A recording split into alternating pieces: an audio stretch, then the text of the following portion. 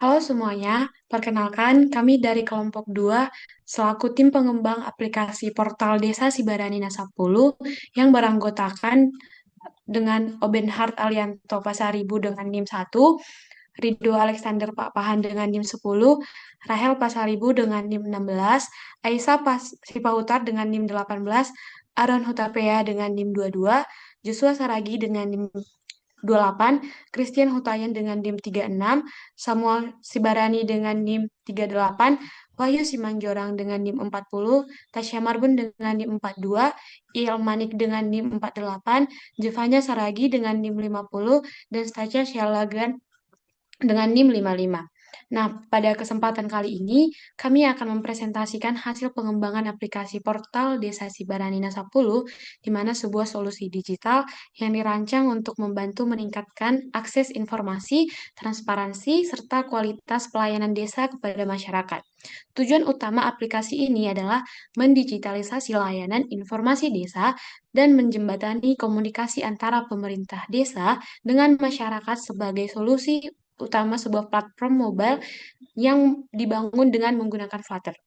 Masalah utama yang melatar belakangi pengembangan aplikasi ini ialah masih lambatnya proses penyebaran informasi secara konvensional, sehingga masyarakat sering mengalami kesulitan dalam memperoleh informasi penting secara cepat dan akurat. Selain itu, terdapat asimetri informasi, di mana warga belum memiliki akses yang mudah terhadap informasi transparansi anggaran, jadwal kegiatan desa, dokumentasi, maupun data demografi secara real time. Nah, oleh karena itu, kami membangun aplikasi ini dengan arsitektur yang mampu melayani dua pengguna sekaligus, di mana yang pertama adalah warga sebagai publik yang berperan sebagai konsumen informasi desa, lalu kedua adalah perangkat desa sebagai admin yang memerlukan sarana pengelolaan dan publikasi informasi secara terintegrasi langsung melalui perangkat mobile mereka. Nah, selanjutnya kami akan menjelaskan fitur-fitur utama, arsitektur sistem, serta implementasi yang telah kami kembangkan pada aplikasi portal Desa Sebaranya 10. Eh, untuk memfasilitasi dua peran tersebut, kami merancang struktur fondasi UI menggunakan shell root. Kemudian kami memisahkan public layout Dart yang membungkus layar dengan bottom navigation bar untuk navigasi warga, dan admin layout Dart yang menginjeksi sidebar drawer untuk navigasi kompleks perangkat desa. Nah, dari sisi publiknya, di sini kami menyusun kode beranda, di mana ini adalah entry point yang merangkai berbagai widget ringkasan, dimulai dari cuplikan berita terbaru hingga navigasi cepat layanan. Oke, selanjutnya saya menangani layar profile atau publik di sini. Nah, kodenya saya rancang untuk menyajikan informasi statis dan dinamis terkait sejarah desa, visi misi, serta struktur perangkat desa saat ini. Nah, transparansi adalah kunci. Di sini kami merajut kode untuk fitur APBDes bagian publik dan memastikan data JSON dari API diparsing dengan presisi dan dirender menjadi tabel anggaran yang formatif.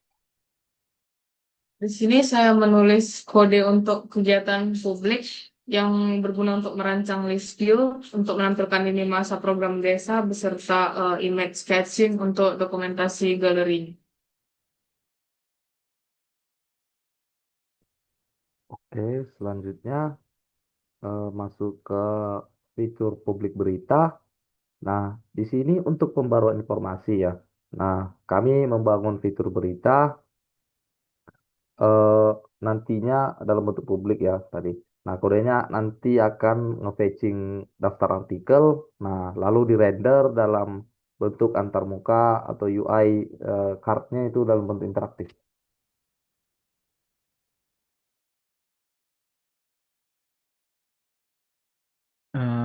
Saya bertanggung jawab penuh atas modul IDM atau kita sebut Indeks Desa Membangun.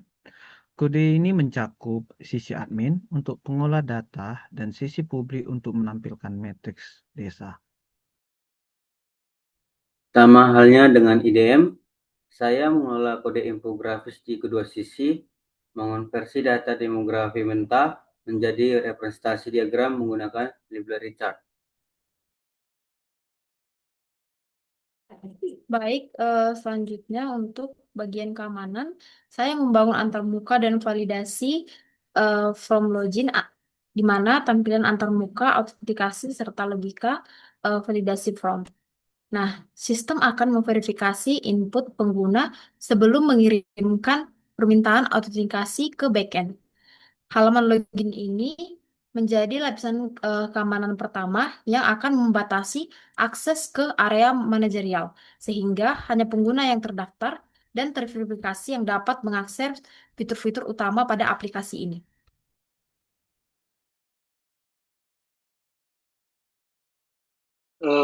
Pada bagian admin, saya menangani logic root untuk APBDS dan juga beritanya, dan juga berita admin.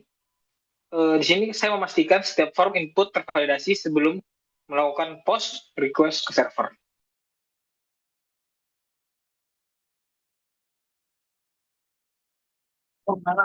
Di sini saya melengkapi sisi operasional dengan kode kegiatan desa yaitu admin. Nah, model ini mengelola state multipart atau form data untuk memastikan admin dapat mengunggah gambar langsung dari servernya.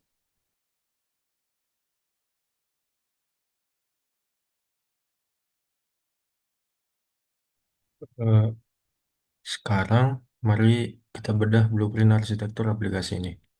Nah, di sini kami tidak menulis semua kode di dalam file main.dart atau menggabungkan seluruh layar dalam satu folder raksasa. Di sini kami mengimplementasikan feature first arsitektur. Jika Anda melihat struktur folder lib, di mana wilayahnya dibagi dengan ketat menjadi 3 domain utama. Yang pertama, core, yang menampung infrastruktur fundamental, lintas fitur seperti konfigurasi router ke router, kemudian tim aplikasi, dan kelas abstrak jaringan. Yang kedua, ada shared, yang berisi komponen UI universal yang di-reuse di banyak tempat. Yang ketiga dan yang paling krusial adalah features, di mana di sini kami memecah aplikasi menjadi modul-modul independen yang terisolasi seolah-olah mereka adalah aplikasi kecil yang berdiri sendiri. Lalu selanjutnya, bagaimana dengan flow data-nya? Di sini kami telah menerapkan prinsip separation of concerns, yaitu jika Anda membuka folder fitur data ini, Anda akan melihat kami memisahkan screens, providers, dan model. Nah, aliran eksekusinya bersifat unidirectional, yaitu atau searah. Nah, aliran flow-nya itu mengikuti dari pertama itu UI atau widget, lalu dia ke provider yaitu logic, lalu dia ke repository, dari repository dia menuju ke API client. Nah, dari API client dia menuju server. Kami secara sadar memisahkan networking state dan out. Nah, layer UI itu bodoh. Layer UI itu bodoh, jadi dia tidak pernah memanggil HTTP request secara langsung. Metode di dalam provider. Nah, provider lah yang mengolah status loading, sukses, dan error. Lalu meminta repository untuk mengembalikan data dari server. Kenapa kami tidak menggunakan set state bawaan Flutter? Karena set state menggabungkan logika bisnis dengan tampilan dan meribut seluruh widget tree secara paksa yang memakan banyak memori. Nah, kami menggunakan Riverpod. Nah, di Riverpod ini sebagai state management kami, dengan Riverpod state hidup di luar UI, sehingga UI hanya bertindak sebagai pengamat atau listener. Nah, saat variabel di memori berubah, hanya widget kecil yang benar-benar membutuhkan data tersebut yang akan digambar ulang secara reaktif dan efisien. Nah, aplikasi ini berbasis data dinamis, yang berarti interaksi dengan server adalah urat nadinya. Oleh karena itu, prinsip async await adalah tulang punggung dari aplikasi ini.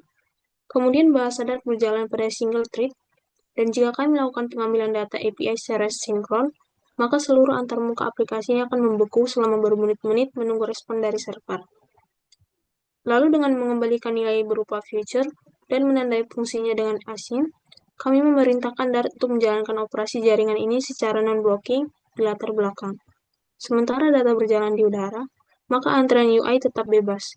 Ini memungkinkan kami untuk menampilkan animasi shimmer loading sehingga aplikasinya tetap terasa responsif.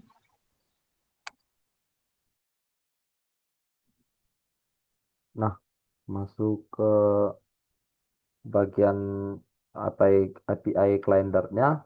Nah, dalam melakukan pengambilan data, itu kami menggunakan package Dio ya.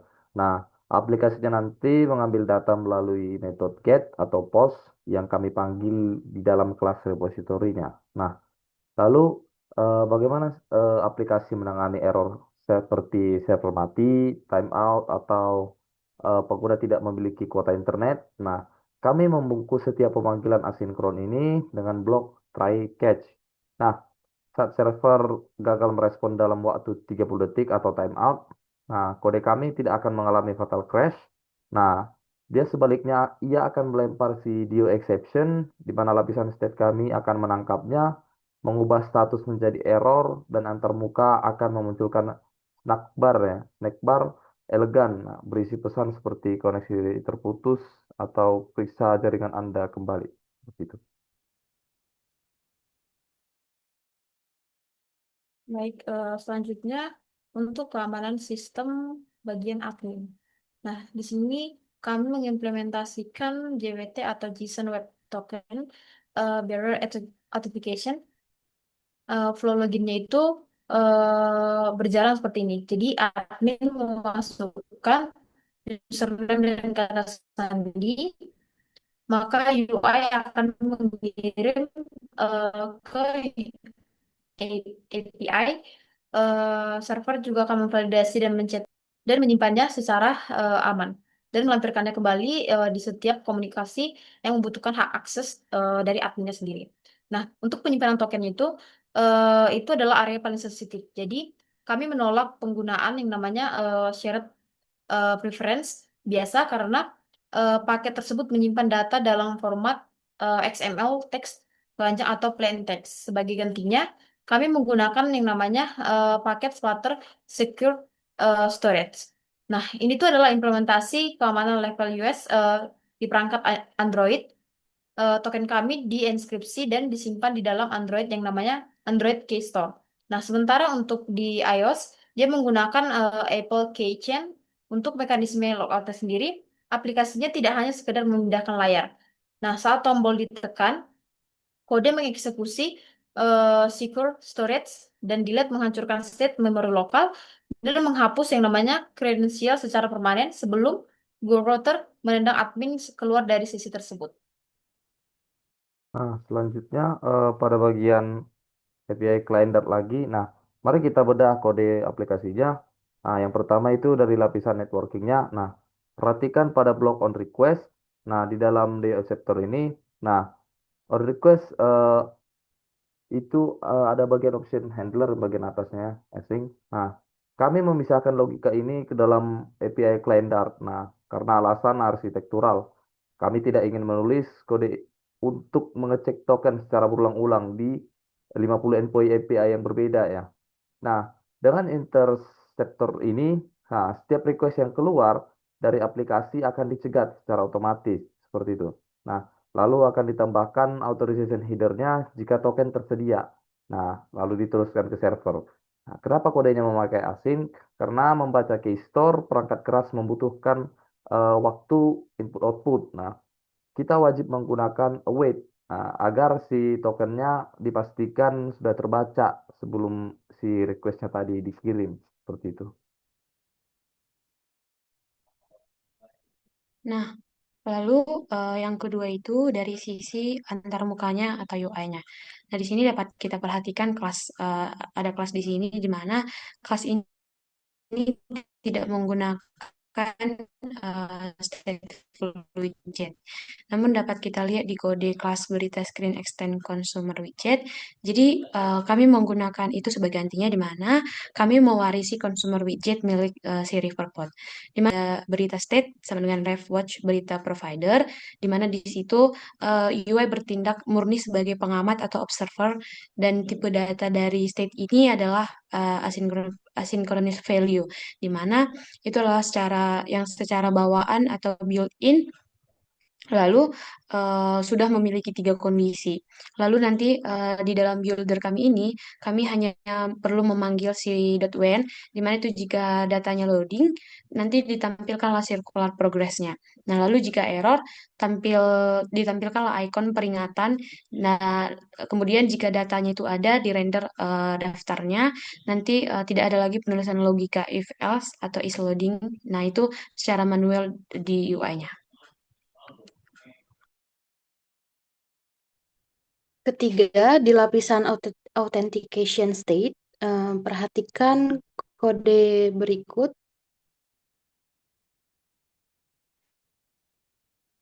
yaitu class out notifier extend notifier ball. Ini adalah implementasi Riverpod versi ketiga.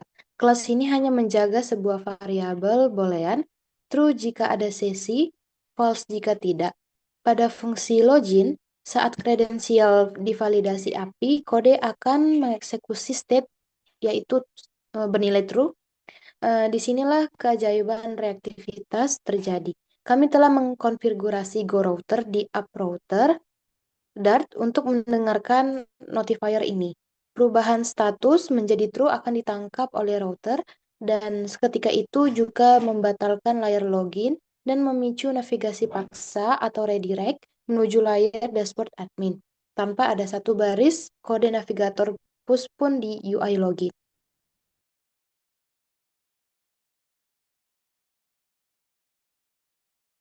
Nah, jadi dalam rekayasa perangkat lunak selalu ada yang namanya trade-off.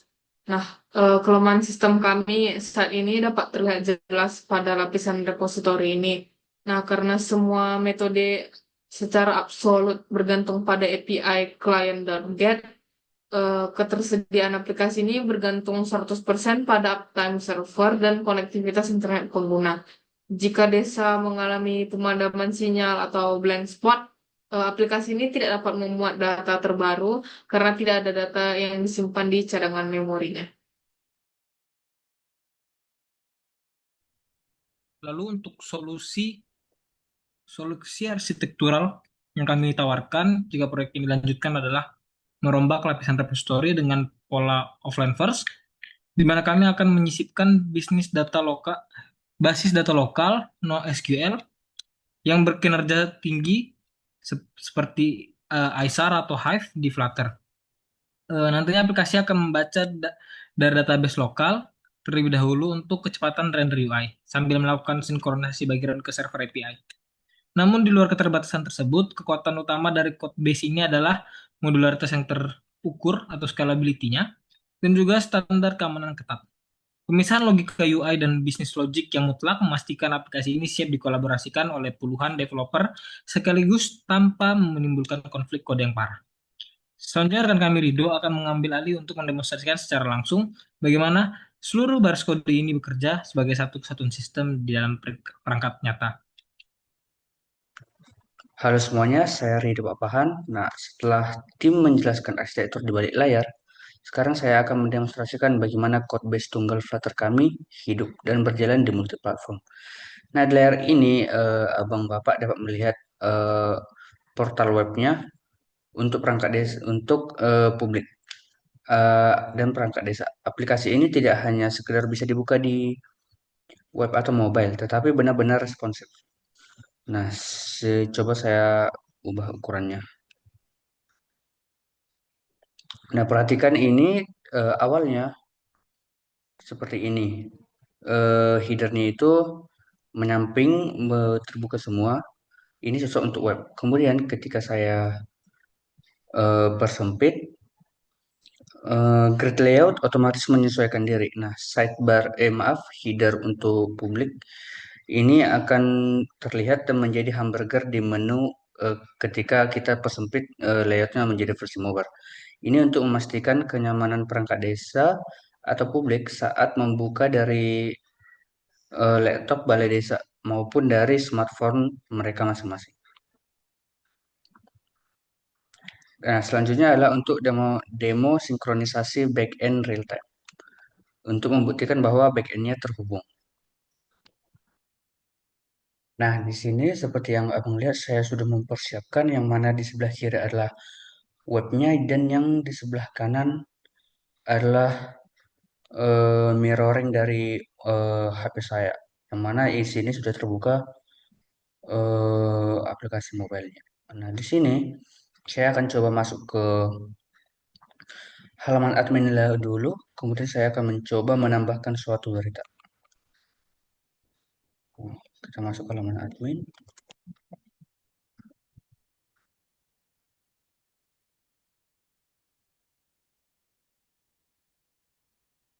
Nah, di sini kita sudah masuk ke halaman admin. Saya akan mencoba menambahkan sebuah berita, tambah berita.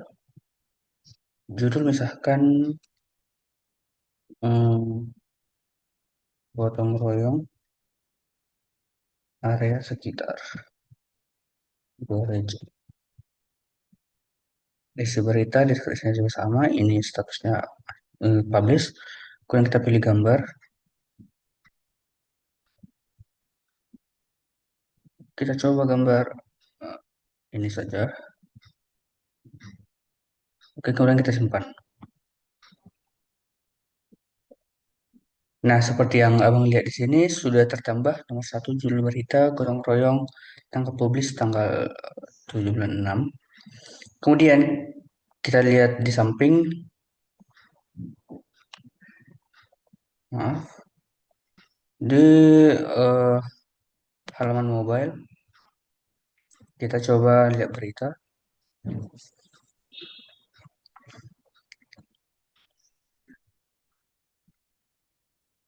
Nah, seperti yang abang lihat sudah tertambah di sini gotong royong area sekitar gereja. Yang mana tadi kita menambahkannya di website admin dan dia langsung tertambah di publiknya mobile. Coba kita hapus di website admin. Hapus. Nah, di website admin sudah terhapus. Kemudian kita coba refresh di mobile.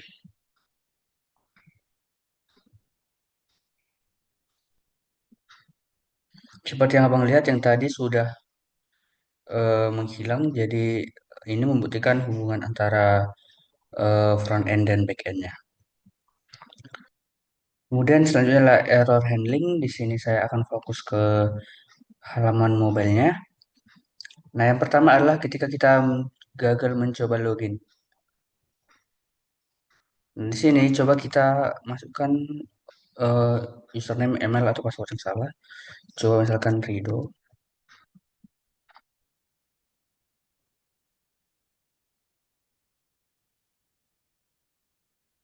Passwordnya juga sama. Kemudian email, saya pilih saja salah satu. Kemudian saya coba masuk. Seperti yang abang lihat, dapat pesan username, email atau password salah. Nah, kondisi selanjutnya adalah kondisi ketika koneksi terputus atau ke API, hubungan API-nya terputus. Di sini saya akan coba mematikan WiFi saya. Nah, kemudian saya akan coba membuka salah satu halaman, contohnya halaman kegiatan. Dari sini, seperti yang abang lihat, ada pesan koneksi terputus, periksa jaringan Anda. Nah, coba saya hubungkan WiFi-nya lagi. Nah, di sini saya tekan coba lagi.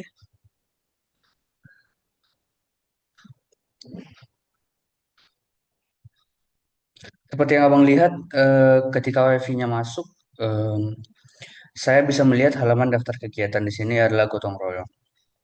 Selanjutnya adalah untuk ketika token kadaluarsa atau terhapus. So, di sini coba saya login.